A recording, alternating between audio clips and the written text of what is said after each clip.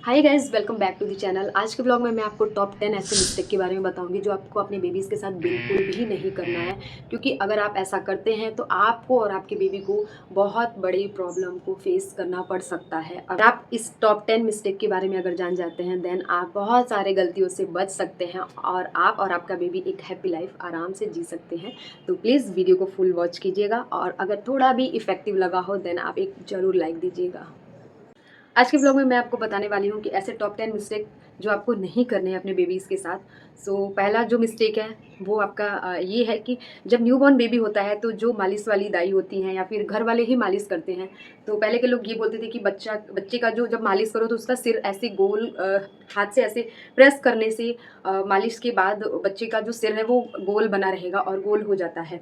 तो मेरे कहने का मतलब ये है कि पहले अधिकतर लोगों को नॉर्मल डिलीवरी होता था, तो नॉर्मल डिलीवरी में बच्चे का जो सिर है वो हल्का सा चिपटा हो जाता था और वो कुछ दिनों बाद वो धीरे धीरे अपने शेप में आ जाता है। तो जो ये सबसे पहला जो मिथ है कि आप उसको मालिश करते समय हाथ से दबाते हैं सिर को, उससे बच्चे का सिर गोल होता है, ऐसा बिल्कुल भी नहीं है। हाँ, चिपटा ज़रूर होता है अगर बच्चा एक साइड में काफ़ी देर तक सोया है, तो वैसे अगर ज़्यादा प्रेशर पड़ेगा तो इस साइड में चिपटा हो जाता है। तो उसके लिए कोशिश कीजिए कि जो राई होता है, सरसों होता है, उसका पिलो बना के रखिए, उसको लगाइए। उससे बच्चे का जो सिर है इवनली चारों तरफ वो अपने शेप में आ जाता है और बहुत अच्छा बना रहता है। तो इस चीज़ का विशेष ध्यान रखिए। और जो आपकी मालिश वाली दाई आती हैं उनको एकदम मना करिए कि वो सिर को बिल्कुल भी ना दबाएं, उससे बहुत सारी प्रॉब्लम्स आगे बढ़ सकती है। बच्चे का जो ब्रेन होता है वो पूरा डेवलप नहीं होता है। बर्थ के 2-3 साल तक वो बच्चे का ब्रेन अभी उसका जो प्रोसेस है वो चालू ही रहता है। तो प्लीज़ ऐसा मिस्टेक बिल्कुल भी ना करें। दूसरा मिस्टेक ये है कि बहुत सारे लोग जब न्यू बॉर्न बेबी होते हैं तो जब बच्चा दूध पीता है उसके बाद उसका जो ये जीभ है, टंग टंग के ऊपर एक वाइट लेयर जम जाती है ये दूध पीने की वजह से। तो बहुत लोग उसको क्लीन करने के लिए बहुत सारी चीज़ों का यूज़ करके उसको साफ करने की कोशिश करते हैं। तो आप ऐसा बिल्कुल भी मत कीजिए, क्योंकि ऐसा कई बार होता है कि बच्चा अपना मुंह ओपन नहीं करता है और आप ज़बरदस्ती करते हैं, जिसकी वजह से बच्चे को हार्म हो सकता है, उसके गले में प्रॉब्लम हो सकता है, इन्फेक्शन हो सकता है। उसके लिए आप क्या करें, वैसे तो बहुत ज़रूरी नहीं है, वो समय के साथ धीरे धीरे वो अपना सही हो जाता है। लेकिन अगर आपको लगता है कि बहुत ज़्यादा वाइट लेयर उस पर जम गया है देन आप साफ कॉटन का गीला कपड़ा लें और उसको गुनगुने पानी में हल्का सा डिप करें और बच्चे जहाँ तक बच्चा मतलब नॉर्मल अपना फिंगर आपके मुंह में जाने दे रहा है वहाँ तक आप ले जाएं। ज़बरदस्ती करने की बिल्कुल कोशिश ना करें। वहाँ पे बस हल्का सा उसके टंग पे ऐसे राउंड करें। फिर आप 1 से 2 बार करें। उसके बाद अगर बच्चा कंफर्टेबल है देन करें। अगर बच्चा रोता है देन आप उसको वहीं पे बंद कर दें, उसको करने की कोई भी ज़रूरत नहीं। तीसरा मिस्टेक ये है कि मालिश करने के बाद बहुत सारे लोग बच्चों के कान में और नाक में सरसों तेल डालते हैं। तो ऐसा बिल्कुल भी मत कीजिए, क्योंकि इससे बच्चे के कान में इन्फेक्शन और हो सकता है, नाक भी ब्लॉक हो सकता है। पहले के लोग जब करते थे तो पहले के लोगों को मैं ब्लेम नहीं करती हूँ, उस समय सारी चीज़ें प्योर होती थी, सरसों तेल प्योर होता था। और अभी का सिचुएशन देखा जाए तो इस समय कुछ भी प्योर नहीं है, मिलावट हर चीज़ में है। तो मैं आपसे यही कहना चाहूँगी कि इस चीज़ को बिल्कुल भी मत कीजिए। और चौथा सबसे बड़ा मिस्टेक ये कि जब बच्चे का जन्म होता है उस समय हमारी दादी नानी और बहुत सारे लोगों का ये कहना होता है कि बच्चे को शहद चटाओ, घी चटाओ। तो ऐसी गलती आप बिल्कुल मत कीजिएगा। मैंने बहुत सारे लोगों को ऐसे देखा, मैंने बहुत सारे ऐसे केसेस मैंने सुना है, देखा है कि बच्चे को घी और शहद देने के बाद बच्चे को NICU में एडमिट करना पड़ा। तो प्लीज़ आपसे रिक्वेस्ट है, आप अपने बच्चे के साथ ऐसा खिलवाड़ बिल्कुल भी मत कीजिए। क्योंकि अगेन मैं आपसे यही कहना चाहूँगी कि मार्केट में कुछ भी ओरिजिनल नहीं मिल रहा है। मीन्स ना तो शहद आपको ओरिजिनल मिल रहा है ना ही घी। तो इस चीज़ को आप बिल्कुल अवॉइड करिए।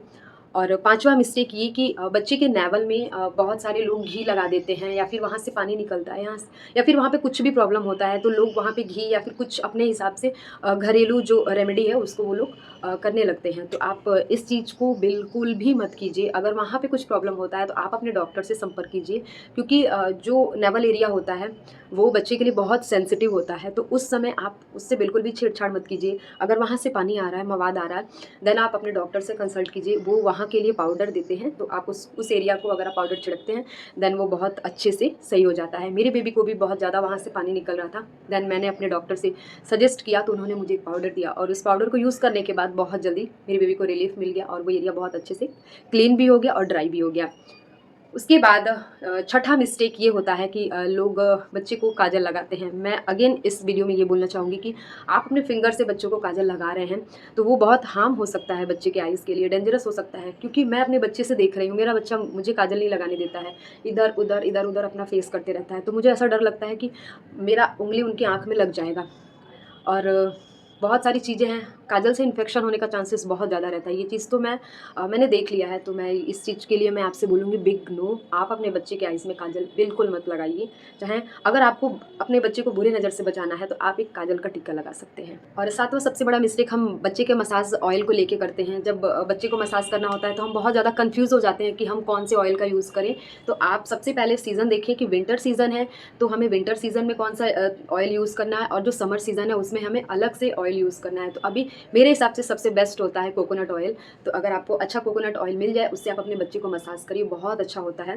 बाकी बहुत सारे लोग बोलते हैं सरसों तेल, तो सरसों तेल जो है वो गर्मी में आप अपने बच्चे को बिल्कुल मत लगाइए, क्योंकि वो बहुत ही थिक होता है, उससे रैशेस होने के चांसेस रहते हैं। बाकी अगर आप विंटर में देखें तो विंटर में जो तिल का तेल होता है वो बच्चे के लिए बहुत ज़्यादा अच्छा होता है। समर में आप ऑलिव ऑयल का यूज़ कर सकते हैं, जो फिगारो का ऑलिव ऑयल मिलता है तो वो भी बहुत अच्छा होता है। लेकिन अगर बजट फ्रेंडली मैं बोलूँ तो वो सबसे बेस्ट है कोकोनट ऑयल, उससे आप अपने बच्चे की मालिश कर सकते हैं। अगेन मालिश बहुत जेंटली करना है, बहुत खींच के हाथ पैर मालिश नहीं करना है। बहुत सारे लोग क्या करते हैं, मैंने बहुत सारे वीडियोज़ देखा है कि बहुत सारे लोग मालिश करके फिर बच्चे का पैर पकड़ के ऐसे, और नीचे सिर रहता है ऐसे, कुछ देर के लिए हवा में करते हैं। तो ऐसा बिल्कुल भी मत कीजिएगा अपने बच्चे के साथ। बच्चे को ऐसे शॉक लग सकता है, बच्चा ऐसे डर सकता है और बहुत सारी चीज़ें हो सकती हैं, तो प्लीज़ आप ऐसा बिल्कुल मत करिएगा। आठवां मिस्टेक ये है कि जब हम अपने बच्चे को डायपर पहनाते हैं, तो डायपर पहनाने के बाद हम ये सोचते हैं कि डायपर पे लिखा है कि 12 आवर्स के लिए है, 24 आवर्स ये सेफ्टी रहेगा। ऐसा बिल्कुल नहीं है। आप अपने बच्चे को अगर डायपर पहना रहे हैं तो उसको आप मेक श्योर करिए, हर 2 घंटे पे आप चेक करिए कि अगर वो पूरा फिल हो गया है, उसमें बच्चे का जो सुसु है फिल हो गया, देन आप उसको तुरंत चेंज करिए। अदरवाइज़ बच्चा जितनी देर उसमें रहेगा उतनी देर इन्फेक्शन का चांस बना रहता है, और नमी के कारण रैसेस होते हैं। तो लोगों के अंदर ये मिथ है कि डायपर पहनने से रैसेस हो रहे हैं। डायपर पहनने से रैसेस नहीं हो रहे हैं, डायपर में जो नमी है उसकी वजह से रैसेस हो रहे हैं। तो आप कोशिश करिए कि 2 से ढाई घंटे, मैक्स टू मैक्स 3 घंटे में आप अपने बच्चे का डायपर चेंज कर दीजिए। अगर बच्चा उसमें पॉटी किया है तो आप उसको तुरंत चेंज कीजिए, क्योंकि उससे और ज़्यादा इन्फेक्शन का चांस हो सकता है। तो ये सब छोटी-छोटी चीज़ें हैं जिनको आप अगर ख्याल रखते हैं तो आपका बेबी सेफ्टी रहेगा, सुरक्षित रहेगा। और बहुत सारी चीज़ें हैं।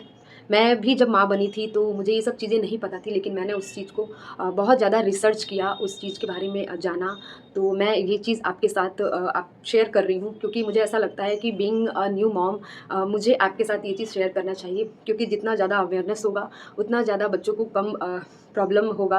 और माँ का अवेयरनेस होना बहुत ज़रूरी है, क्योंकि अगर एक माँ अपने बच्चे के प्रति अवेयर नहीं होगी, देन वो कैसे अपने बच्चे का ख्याल रखेगी।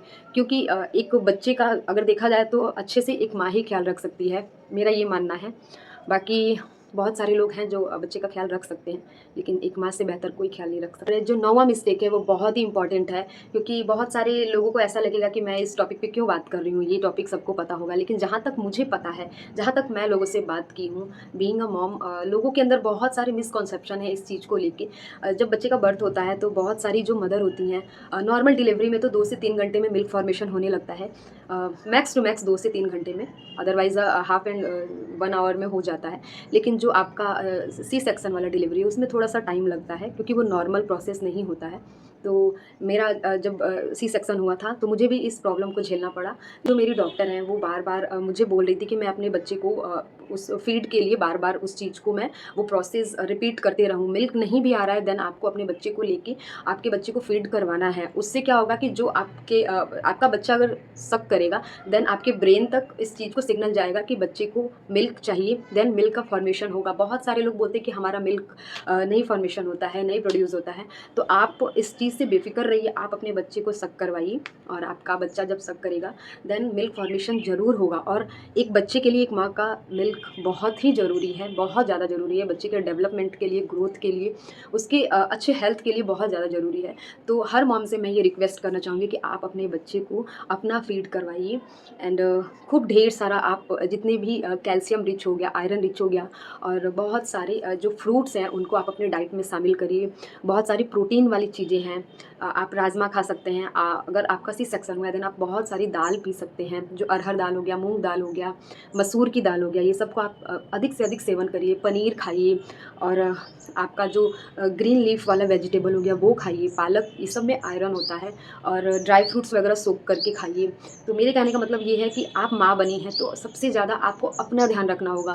अगर आप अच्छे से रहेंगी तो आपका बच्चा भी अच्छे से रहेगा। 10वां सबसे बड़ा मिस्टेक ये कि आप जब अपने बच्चे को अपना अपना मिल्क फीड करा रहे हैं, देन आप अपने बच्चे का जो सिर है, आप कोशिश करिए कि बच्चे का जो हेड है वो ऊपर की तरफ रहे और जो बच्चे का पैर है वो नीचे की तरफ रहे। और फीड कराने के बाद बच्चे को 10 से 15 मिनट तक, जब आपका बच्चा न्यू बॉर्न है देन आपको 10 से 15 मिनट लग जाएंगे बच्चे को डकार दिलाने में। लेकिन जैसे जैसे बच्चा आपका बड़ा होते जाएगा वो जो टाइमिंग है वो कम होते जाएगा। जैसे मेरी बाबू है 6 मंथ तक उनको मैंने डकार दिलवाया, लेकिन 6 मंथ के बाद जब वो बैठने लगी तो जब मैं उनको फीड करा के अगर मैं कंधे पे भी लेती थी तो अपने आप वो डकार ले लेती थी विदिन 1 और 2 मिनट, और जब बैठने लगी तो आराम से वो खुद से डकार ले लेती हैं। तो कहने का मतलब ये है कि अगर आप बच्चे को फीड करा देते हैं अपना, या फिर आप अगर फॉर्मूला मिल्क देते हैं तो भी बच्चे को आपको डायरेक्ट नहीं सुलाना है। अगर बच्चा सो भी गया है देन आपको कंधे पे लेके उसको इस तरीके से डैप डैप करना है। इससे क्या होगा कि बच्चे का जो अंदर गैस बना होगा, डकार होगा, वो निकल जाएगा और बच्चा आराम से सोएगा।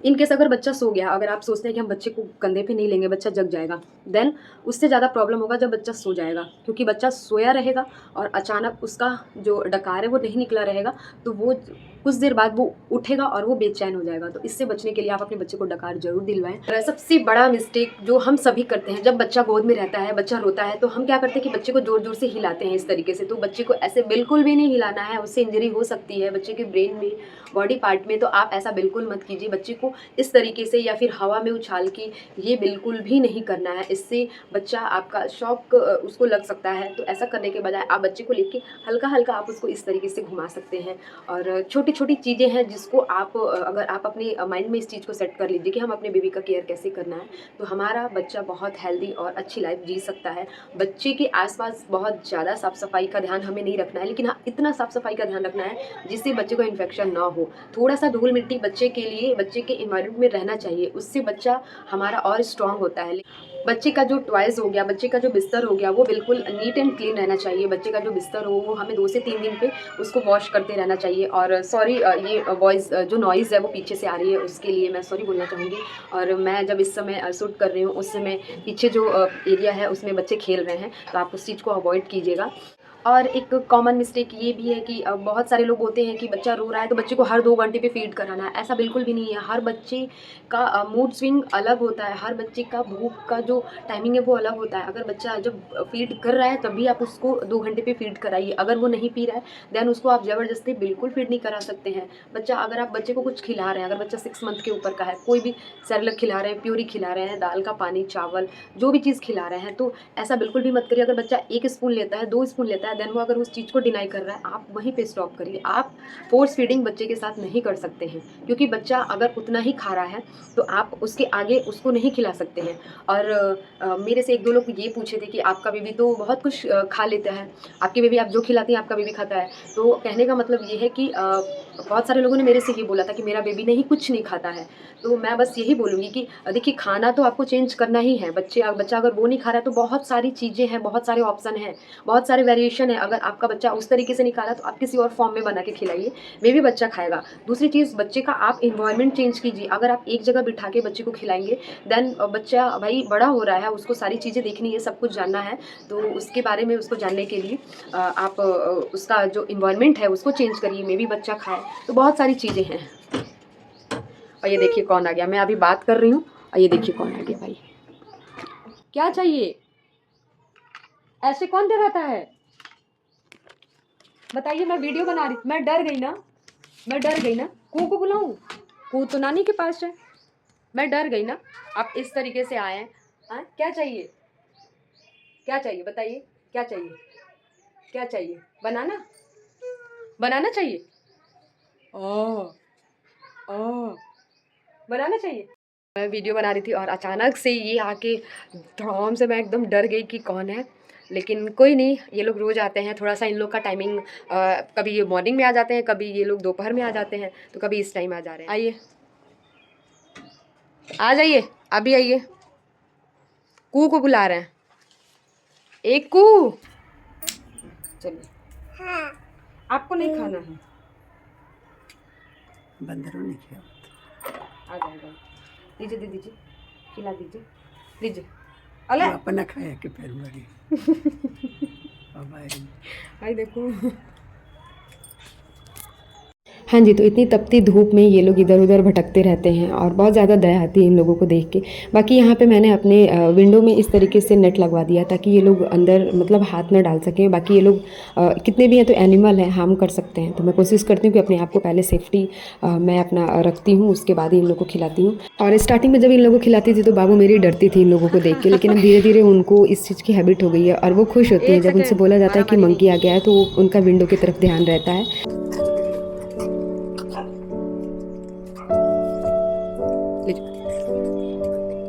जय श्री राम, जय श्री राम। ए आइए, लीजिए।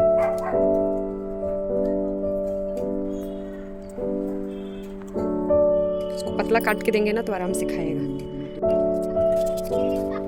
और एक दो बंदर नहीं, यहाँ पे ढेर सारे बंदर आते हैं, ये बल्क में आते हैं, कभी 3-4 ऐसे करके, और कुछ कुछ समय पे आते रहते हैं। बाकी यहाँ पे ये वाले मंकी पे बहुत ज़्यादा मुझे दया आ रही थी क्योंकि इस बेचारे का एक हाथ काम नहीं कर रहा था और आप देख सकते हैं कि एक हाथ का ही ये यूज़ कर पा रहा था। सो मैं कोशिश कर रही थी कि मैं इसको अपने हाथ, जब भी खिड़की के पास आए तो अपने हाथ से ही खिला दूँ।